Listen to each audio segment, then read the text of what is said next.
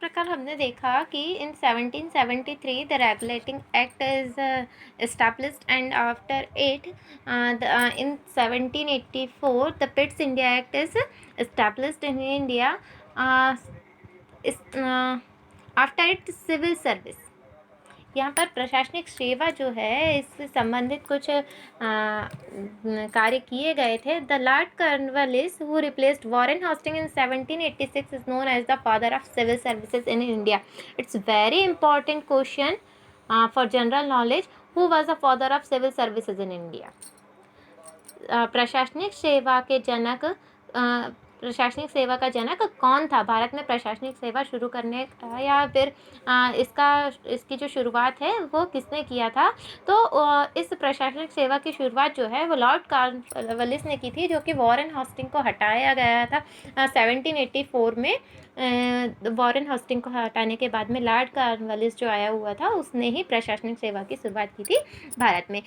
This period जो है ये जो समय था वो बहुत महत्वपूर्ण था प्रशासनिक दृष्टि में, प्रशासनिक क्षेत्र में सुधार की दृष्टि से और कंपनी के जो शासन थे उसके विस्तार के लिए. It brought reform in the setup of government. Cornwallis efforts brought important change in the judiciary, police administration and in trading affairs and it curtailed the corruption of Indian official. यहाँ पर जो कॉर्नवालिस ने उसने बहुत प्रयास किए थे, बहुत परिवर्तन भी किया था किसमें? न्याय प्रणाली में, न्यायपालिका में, पुलिस में, प्रशासनिक क्षमता में, व्यापारिक जितने भी क्षेत्र कार्य थे उनमें, और जो करप्शन भ्रष्टाचार कंपनी में फैला हुआ था, इन सारे संबंधित क्षेत्रों में उसने बहुत कार्य किया हुआ था. Lord Cornwallis followed the policy of aligned Indians from the purview of rule. The British youths were keen to join the civil services. यहाँ पर जो कॉर्नवालिस है उसने बहुत सारी नीतियों का भी पालन किया था और उसके बाद में युवाओं के लिए जो था उन्होंने सिविल सर्विस की शुरुआत की थी. 1833 में वहाँ पर अपॉइंटमेंट्स जो थे सिविल सर्विसेज के वो बनाए गए थे, डायरेक्टर्स के द्वारा बनाए गए हुए थे. फिर कॉम्पिटिटिव एग्ज़ाम का सिस्टम स्टार्ट किया गया था. उसके बाद में जैसे आज भी होते हैं किसी भी सेवा में यदि हमें किसी भी पोस्ट पर पद पर कार्य करना रहता है तो उसके लिए हमें पहले सबसे पहले कॉम्पिटिटिव एग्ज़ाम्स जो है वो पास आउट करना पड़ता है. उसके बाद में ही हम आगे किसी पद के योग्य होते हैं. The company was under pressure to take up governance in its hand. At the same time it was important for them to know Indian custom and culture. ये भी बहुत अच्छा समय था जब इसी समय पर जो उन लोगों ने भारतीय रीति रिवाज संस्कृति को जाना था. To train the young recruits to the civil services, the Fort William college was started in Calcutta. यहाँ पर जो सिविल सर्विसेज के जो लोग हैं, जो युवा चयनित हुए थे, उनको ट्रेन करने के लिए यहाँ पे फोर्ट विलियम कॉलेज जो है वो कलकत्ता में स्टार्ट किया गया था 1801 में. बाद में ये जो पर्पस है इसी उद्देश्य से ईस्ट इंडिया कॉलेज की भी स्थापना की गई थी. कहाँ पर? ब्रिटेन में. फिर है जुडिशियल ऑर्गेनाइजेशन. जुडिशियल यानी कि न्यायिक संस्था जो थी. All the government and administration are based on certain rules and the laws which are rules and the rule must observe. The British laid the foundation of the new system for dispensing justice by established courts, and in India the courts pronounced punishment for the violating the laws. Initially the English did not interfere with the prevailing laws in India and permitted practice of the ancient law based on religious scripture, custom, law related to succession and marriage to run seamlessly. The English rule was applied when British and Indian laws clashed. यहाँ पर जो है कुछ ऐसे नियम भी पहले थे कि अंग्रेज़ों के द्वारा यदि कोई गलतियाँ की जाती है या उनके द्वारा कोई अपराध होते हैं तो उनके लिए अलग कानून व्यवस्था बनाई गई थी.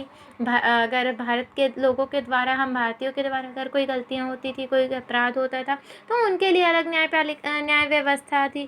तो जिसके कारण यहाँ पर ब्रिटिश और इंडियन के बीचों में जो है इस नियम के कारण दोनों में आपस में विरोध होने लगा था। The reforms made in judicial organisation by the Lord Cornwallis were put together and were known as the Cornwallis code in 1793। यहाँ पर कुछ न्यायिक संस्था में जो है वो सुधार के लिए एक बुक लिखी गई थी लॉर्ड कॉर्नवालिस के द्वारा, जिसे हम कॉर्नवालिस कोड के नाम से जानते हैं, और इस बुक को 1793 में लिखा गया था। This was the based on the principle of separatist force. और ये जो पुस्तक थी, इस पुस्तक का मुख्य सिद्धांत था सेपरेटिस्ट फोर्स।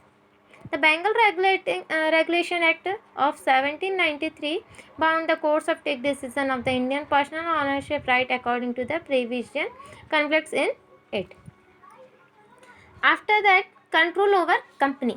कंपनी का पूरा जो शासन है उसके बारे में the British government introduce the concept of the rule of by law making new laws.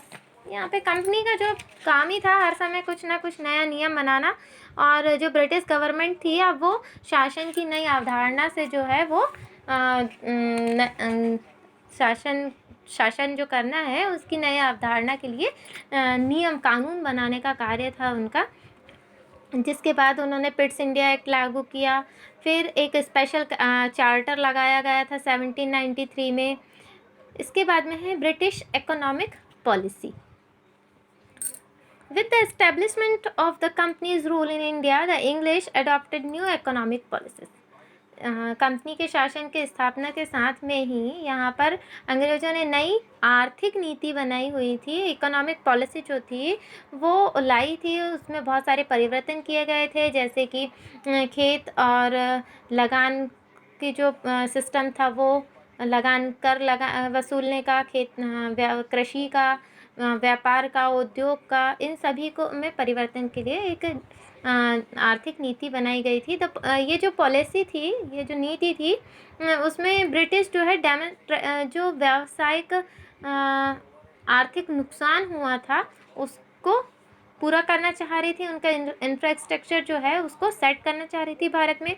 The British company policies dealt a great blow to Indian agriculture trade and industry. लेकिन ये जो आर्थिक नीति भारत पर लागू की थी ब्रिटिश सरकार ने, जिसके कारण भारतीय कृषि व्यवस्था, व्यापार, व्यवसाय, कुटीर उद्योग, जो लघु उद्योग थे, उन्हें बहुत भारी नुकसान झेलना पड़ा था। The Indian population mostly live in village, क्योंकि हमारे भारत की जो अधिकांश जनसंख्या है वो गाँव में ही रहा करती थी, जिसके कारण लोग जो है वो सिर्फ अपने दैनिक उपयोग यानी कि अपनी आजीविका जो है वो सिर्फ कृषि से ही पूरी करते थे, और जिसके लिए उन्हें बहुत संघर्ष करना पड़ता था।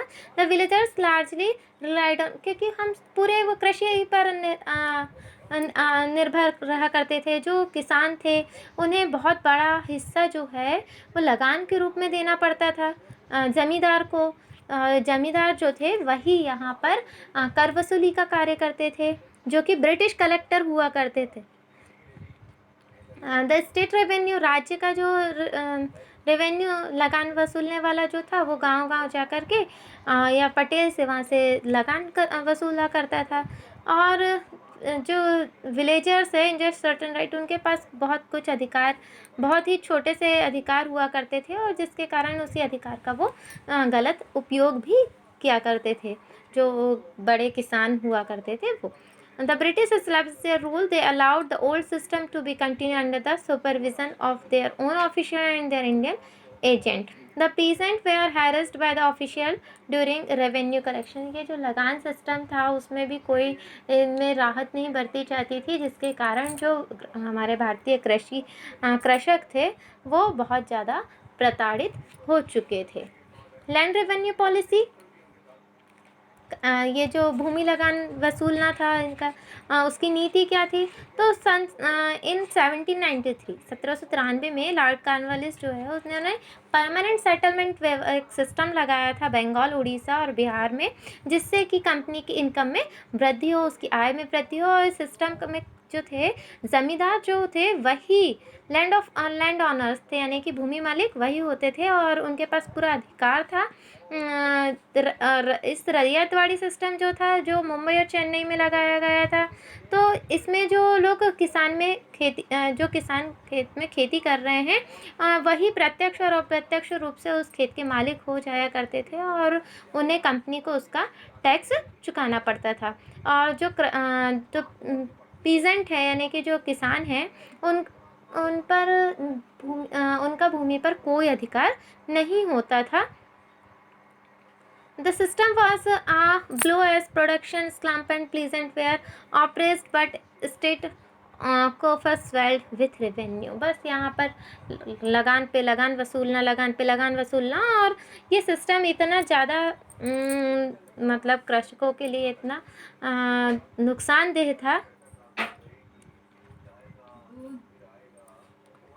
उनको नुकसान देता था। अवध में माहलवाड़ी सिस्टम से परिचय कराया था लॉर्ड कॉर्नवालिस ने।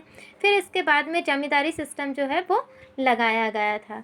इस सिस्टम में जो लगान थी वो बिल्कुल निश्चित हुआ करती थी। तो इस प्रकार जो लॉर्ड कॉर्नवालिस है, उन्होंने 3 प्रकार के सिस्टम जो है उनके मार्गदर्शन पे लगे हुए थे। सबसे पहला था